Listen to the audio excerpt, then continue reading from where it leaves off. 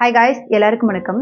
நம்மளை சுற்றி இருக்கிற பீப்புள்ஸோட இமோஷன்ஸை அப்சார்ப் பண்ணுற ஹேபிட் வந்து நம்ம ரொம்ப சின்ன வயசுலேருந்தே கற்றுக்க ஆரம்பிச்சிட்டோம். ஃபார் எக்ஸாம்பிளுக்கு ஒரு 2-3 வயசு இருக்கிற ஒரு குழந்தைய நம்ம கோவமாக லைட்டாக அடித்தோன்னு வச்சுக்கோங்களேன், திருப்பி அது நம்மளை அடிக்கும்.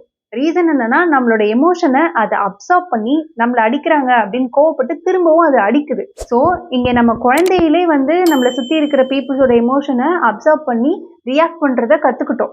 நம்மளோட அந்த சின்ன வயசில் நமக்கு திங்க் பண்ணுற எபிலிட்டி ரொம்ப கம்மியாக இருக்கும் இல்லையா? ஸோ அவங்க என்ன பண்ணுறாங்களோ அதை அப்படியே உள்வாங்கிட்டு நம்ம அந்த எமோஷனை வெளிப்படுத்துகிறோம். பட் நம்ம வளர வளர சிந்திக்கிற திறன் வந்தாலும் கூட நம்ம அதே மாதிரி தான் ரியாக்ட் பண்ணிட்டு இருக்கோம். நம்ம அப்பா நம்ம கிட்ட கோவமா பேசுனாங்க அப்படின்னா நம்மளும் அந்த அளவுக்கு கோவமா அவங்க கிட்ட ஹார்ஷா பேசுவோம்.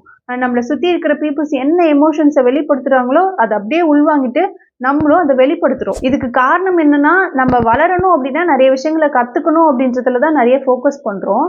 ஆல்ரெடி கற்றுக்கிட்ட விஷயங்களை நமக்கு தேவையில்லாத விஷயங்களை அன்லேர்ன் பண்ண வேண்டியதும் ஒரு இம்பார்ட்டண்ட்டான ஒரு ஒர்க்கு. அதை நம்ம லைஃப்பில் செய்யறதே கிடையாது. இந்த மாதிரி சின்ன வயசுலேயே நம்மளே அறியாமல் நம்ம கற்றுக்கிட்ட ஹேபிட்டில் ஒன்று தான் சுற்றி இருக்கிற பீப்புள்ஸோட நெகட்டிவ் எமோஷன்ஸை அப்சார்ப் பண்ணுறது. இந்த ஹேபிட்டை நம்ம அன்லேர்ன் பண்ண ஆரம்பிச்சிட்டோம் அப்படின்னா உங்களை சுற்றி இருக்கிற பீப்புள்ஸ் எந்த மாதிரியான நெகட்டிவ் எமோஷன்ஸை வெளிப்படுத்தினாலுமே அதனால் நீங்கள் அஃபெக்ட் ஆகவே மாட்டீங்க.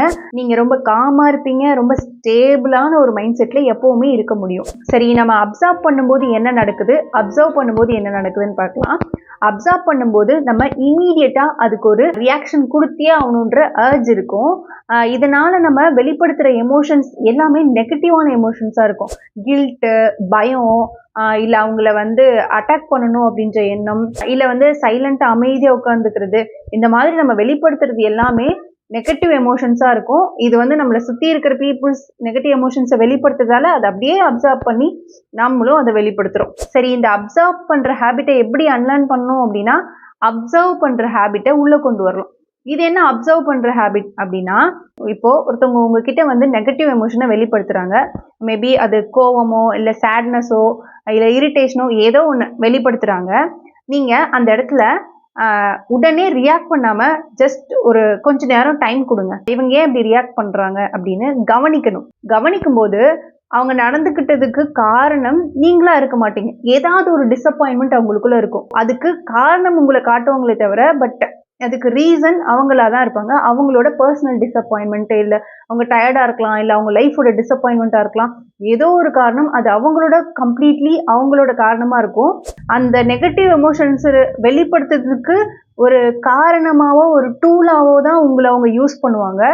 ஸோ நீங்கள் அப்சர்வ் பண்ணும்போது அவங்க வெளிப்படுத்துகிற எமோஷனும் நீங்களும் ஒன்று கிடையாது. அந்த எமோஷன் உங்களுக்கானது கிடையாது. அது அவங்களோட பர்சனல் டிசப்பாயின்மெண்ட் அப்படின்றது உங்களுக்கு புரியும். அது உங்களை சார்ந்த கோவம் இல்லை, உங்களை சார்ந்த இரிட்டேஷன் இல்லை அப்படின்னு புரிஞ்சிச்சுனாலே அதுக்கு நீங்கள் ரியாக்ட் பண்ண வேண்டிய அவசியமே இருக்காது இல்லையா? ஸோ இந்த சுச்சுவேஷனுக்கு எப்படி நான் ரெஸ்பாண்ட் பண்ணணும் அப்படின்றத சூஸ் பண்ணுறதுக்கான ஒரு டைமும் உங்களுக்கு கிடைக்கும். ஸோ வைஸாக இந்த சுச்சுவேஷனில் நான் அமைதியாக இருக்கணும், இந்த சுச்சுவேஷனில் அவரோட ஃபீலிங்ஸை சார்ட் அவுட் பண்ண நான் டைம் கொடுக்கணும், இந்த சுச்சுவேஷனில் நான் அவருக்கு சப்போர்ட்டிவாக இருக்கணும். இந்த மாதிரி எந்த மாதிரி நீங்கள் அவங்களுக்கு ரெஸ்பாண்ட் பண்ணணும் அப்படின்றத நீங்கள் சூஸ் பண்ணி ரெஸ்பாண்ட் பண்ணுவீங்க. ஸோ அந்த சுச்சுவேஷனை உங்களால் வந்து ஒரு கண்ட்ரோலில் வச்சுக்க முடியும். உங்களை மீறி அங்கே எதுவுமே நடக்காது. அண்ட் உங்களை சுற்றி இருக்கிற பீப்புள்ஸ் என்ன மாதிரி எமோஷன்ஸை வெளிப்படுத்தினாலும் அது உங்களை எந்த விதத்துலையும் அஃபெக்டே பண்ணாது. ஈவன் உங்களை சுற்றி ஒரு போர்க்களமே நடந்துட்டு இருந்தாலும் நீங்கள் ரொம்ப காமாக அமைதியாக தான் இருப்பீங்க. ஸோ நம்ம லைஃப்பில் இன்னொருத்தவங்களோட ஒரு நெகட்டிவ் ஆக்ஷன்னால நம்ம அஃபெக்ட் ஆகாமல் இருக்கிறதுக்கு நம்ம கற்றுக்க வேண்டிய ஒரு முக்கியமான விஷயம் அப்சர்வ் பண்ணுறது. அண்ட் நீக்க வேண்டிய ஒரு விஷயம் அப்சார்ப் பண்ணுறது. இந்த அப்சார்ப்ஷன் உங்களை வந்து பவர்லெஸ்ஸாக மாற்றும், அப்சர்வேஷன் உங்களை வந்து பவர்ஃபுல்லான பர்சனாக மாற்றும். ஸோ நீங்கள் இன்னொருத்தவங்களோட எமோஷன்ஸ்னால அஃபெக்ட் ஆகாமல் இருக்கணும் அப்படின்னு நினச்சிங்கன்னா அப்சர்வ் பண்ண கற்றுக்கோங்க. Hope you all understand the essence of information I'm giving. Thank you to all.